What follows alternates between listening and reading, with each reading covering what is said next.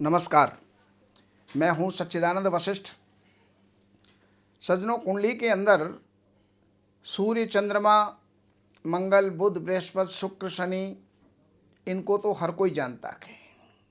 वार भी आपके साथ ही होते हैं, रविवार से लेकर शनिवार तक। तो ये राहु केतु कौन हो गए?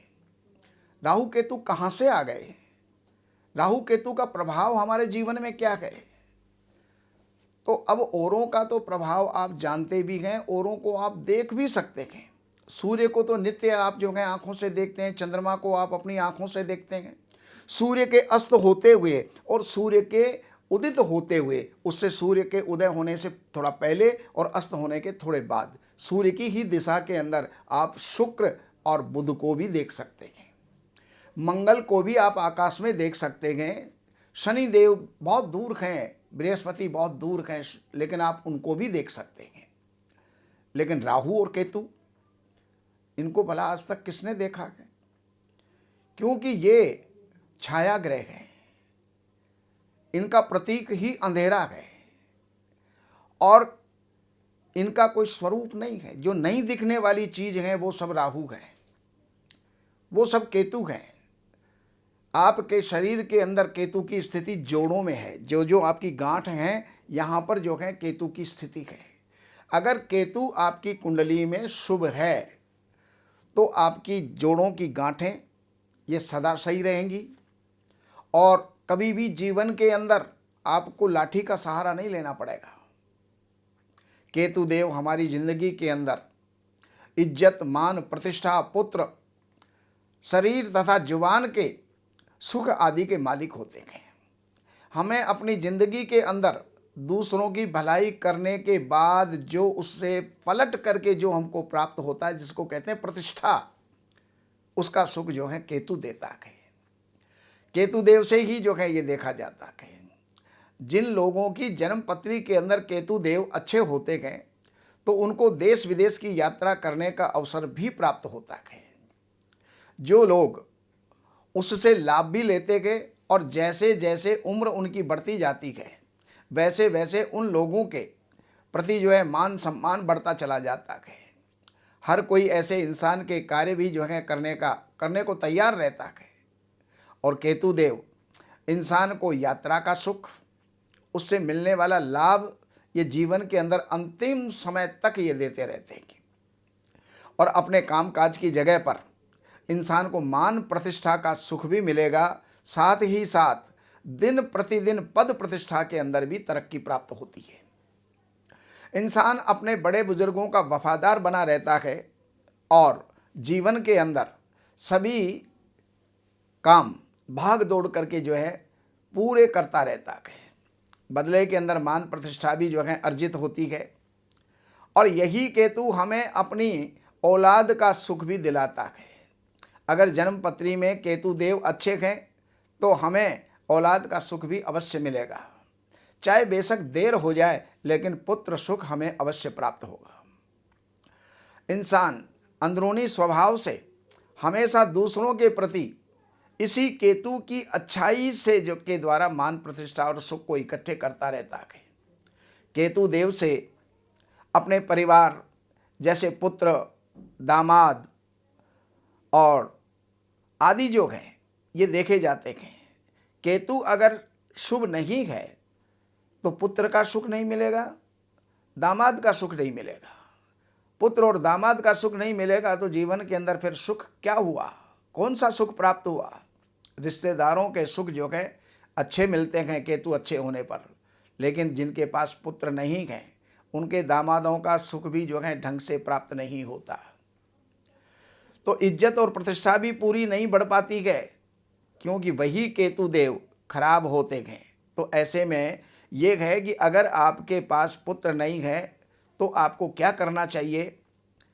कुत्तों की सेवा करनी चाहिए और गणपति देव की जो है पूजा करनी चाहिए। दामाद के साथ भी अच्छा व्यवहार बना करके रखना चाहिए। तो इससे केतु देव जो है प्रबल होते हैं, अच्छा जो है फल देने वाले हो जाते हैं।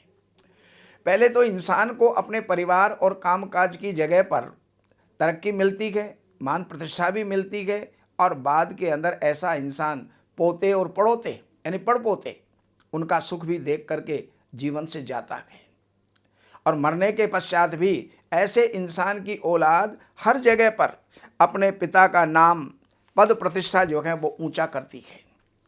ऐसे में ही पिता, बाबा, परबाबा, इनके साथ तालमेल भी अच्छे रहते हैं और शरीर के जोड़ भी जो हैं वो हमारे सदा सुदृढ़ रहते हैं और उनको प्रायः गठिया आदि की बीमारी नहीं होती है। बाकी इसी केतु को अगर हम जो है और अच्छा बनाएं और अच्छे सुखों को हम प्राप्त करना चाहें तो हमें जो है क्या करना चाहिए, कागज पेन लीजिएगा और नोट कर लीजिएगा। एक काला सफ़ेद कंबल, यानी काला कंबल है, सफ़ेद उसमें जो है लाइनिंग है या उसमें जो चौकोर खाने बने हुए हैं या दो रंग जो है कैसे भी मिक्स हैं, काला और सफ़ेद, तो ऐसा कंबल किसी मंदिर में रख कर के आ जाए, हाथ में देकर नहीं, मंदिर में रख कर के आ जाए। केसर का तिलक जो है रोज़ाना आपको लगाना चाहिए, मध्यमा अंगुली से नाभि पे, उसके बाद जीभ पर, फिर हाथ धो करके फिर मस्तक के ऊपर, इस तरह से केसर का तिलक लगाएं। कुत्ते को रोज़ाना रोटी और कुछ ना कुछ खाने की चीज़ आप अवश्य दें और अपनी इच्छा के अनुसार चने की दाल, हल्दी और कुछ पीले सूती कपड़े अपनी इच्छा के अनुसार, केसर आदि, और अपने कुल पुरोहित को या मंदिर के अंदर आप दान किया करें। काले कान छेदन करवा करके और सोना अवश्य धारण करना चाहिए केतु की शुभता को बढ़ाने के लिए। और जितना ज़्यादा आप अपने बड़े बुजुर्गों का चरण स्पर्श करेंगे, आशीर्वाद प्राप्त करेंगे, उतना ही आपके जीवन के अंदर मान, सम्मान और प्रतिष्ठा बढ़ती चली जाएगी। भौतिक सुखों का आनंद आपको मिलता रहेगा और हमेशा आपके शरीर के जोड़ भी सदा जो हैं स्वस्थ बने रहेंगे, काम करते रहेंगे। अपनी माँ, नानी, दादी, वृद्ध स्त्रियों के चरण स्पर्श करके उनका आशीर्वाद आप लें तो केतु आपके लिए और भी शुभ हो जाएंगे। बाकी जानकारियों के लिए ये नंबर दिए हुए हैं, इन नंबरों पर संपर्क करके और कार्यालय से अपॉइंटमेंट लेकर के कार्यालय की सेवाएं अर्पण करके और आप जो भी कुछ आपकी समस्या हैं उनका समाधान आप पा सकते हैं।